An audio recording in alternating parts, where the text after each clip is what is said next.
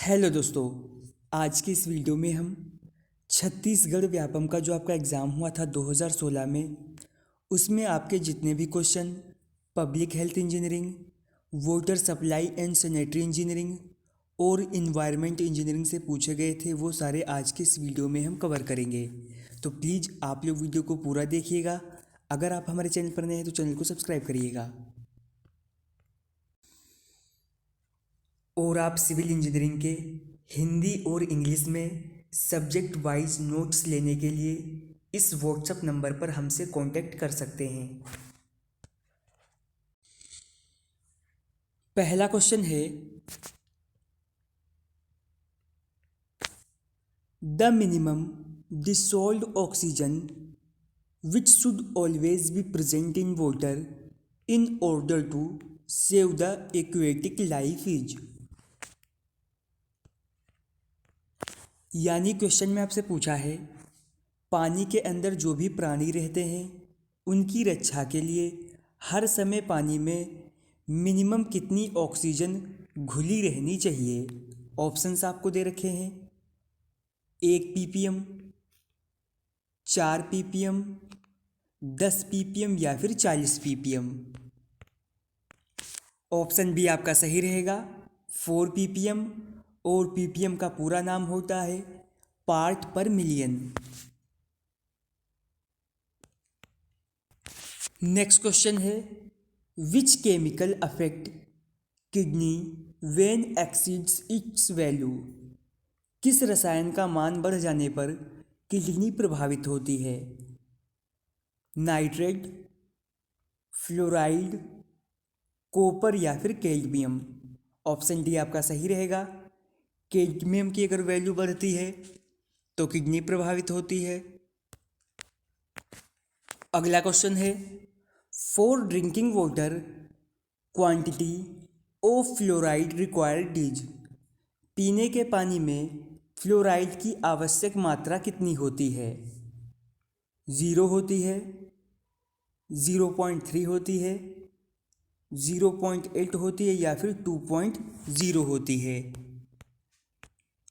पीने के पानी में फ्लोराइड की जो आवश्यक मात्रा होती है, यहाँ पर आपको नियर अबाउट दे रखा है, ऑप्शन सी सही रहेगा, 0.8। अगर बात की जाए मैक्सिमम की तो वो होती है 1.5 ppm।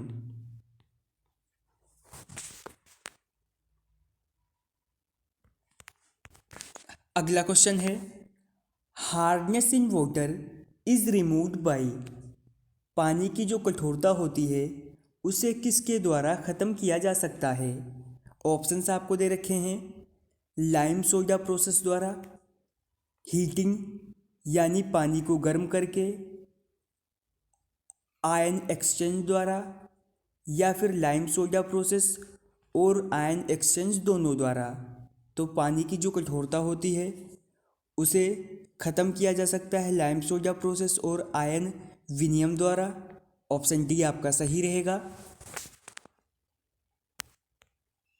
कुछ पॉइंट यहाँ भी दे रखे हैं, आपका जो लाइम प्रोसेस होता है उसमें केवल कार्बोनेट यानी अस्थायी कठोरता हटाई जाती है, लेकिन चूने में सोडा मिलाने पर नॉन कार्बोनेट कठोरता भी हटाई जाती है।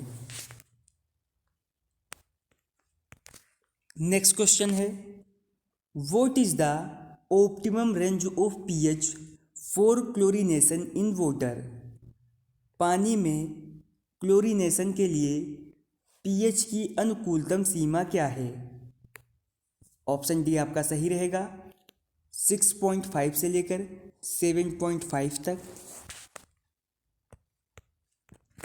अगला क्वेश्चन है, सेकेंडरी पोल्यूशन इज यानी द्वितीयक प्रदूषक कौन से हैं। ये क्वेश्चन आपका एसएससी जेईई के एग्जाम में भी पूछा जा चुका है। Sulphur dioxide, ozone, carbon dioxide या फिर हाइड्रोजन सल्फाइड। तो आपके सेकेंडरी पोल्यूशन के अंदर आते हैं ओजोन। यहाँ पर आपको 2 पॉइंट दे रखे हैं, पहला है आपका प्राथमिक प्रदूषक यानी प्राइमरी पोल्यूशन, और ये आपके क्वेश्चन में पूछा था सेकेंडरी प्रदूषण, तो आपका जो प्राथमिक प्रदूषक होता है उसमें आपका sulphur dioxide, carbon monoxide, nitrogen oxide, सीसा, हाइड्रोकार्बन, रेडियो एक्टिव पदार्थ, हाइड्रोजन सल्फाइड और हाइड्रोजन फ्लोराइड शामिल हैं। और जो आपका सेकेंडरी प्रदूषक होता है, अगला क्वेश्चन है, leachate is a liquid that comes from, यानी लीचेट जो है एक तरल है जो कहाँ से आता है? सेप्टिक टैंक से आता है, सैनिटरी लैंडफिल उससे आता है, एरेटेड लेगून से आता है, या फिर कंपोस्ट प्लांट से आता है। तो लीचेट जो है वो सैनिटरी लैंडफिल से आता है। ऑप्शन बी आपका सही रहेगा।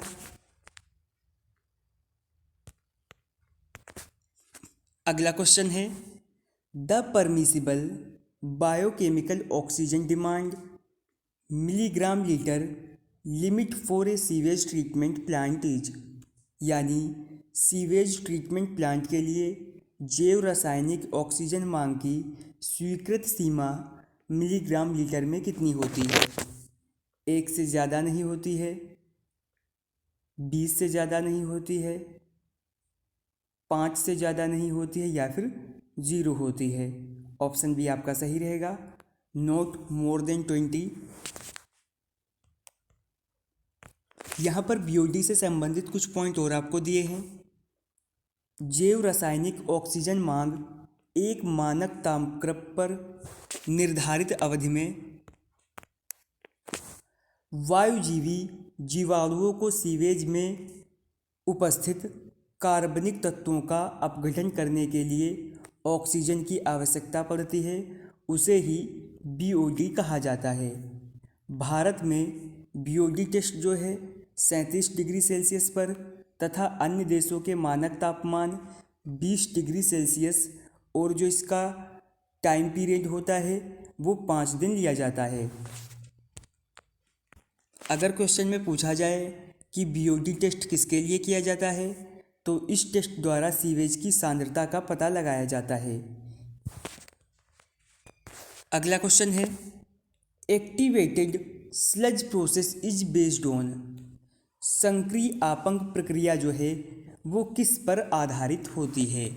ऑप्शंस आपको दे रखे हैं, सस्पेंडेड ग्रोथ प्रोसेस यानी निलंबित विकास प्रक्रिया, एरोबिक अटैच्ड कल्टीवेशन, वायुजीवी संलग्न संवर्धन, एनारोबिक प्रोसेस अवायवीय प्रक्रिया, या फिर इनमें से कोई नहीं।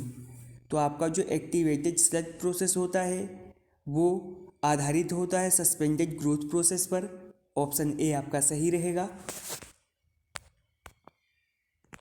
अगला क्वेश्चन है, in slow sand filter the resanding work is done reducing the sand to a permissible level of, यानी किसी धीमे रेत फिल्टर में रीसेंडिंग कार्य के दौरान रेत के स्तर को स्वीकृत स्तर तक घटाया जा सकता है।